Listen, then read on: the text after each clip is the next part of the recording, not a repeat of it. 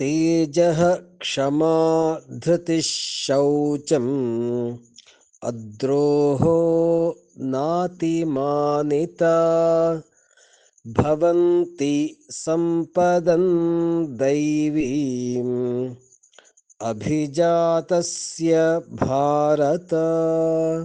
तेजः क्षमा धृतिः शौचम् तेजः क्षमा धृतिः शौचम् अद्रोहो नातिमानिता अद्रोहो नातिमानिता भवन्ति सम्पदं दैवीम् भवन्ति सम्पदं दैवीम् अभिजातस्य भारत अभिजातस्य भारत। तेजः क्षमा धृतिः शौचम् अद्रोहो नातिमानिता भवन्ति सम्पदं दैवीम् अभिजातस्य भारत।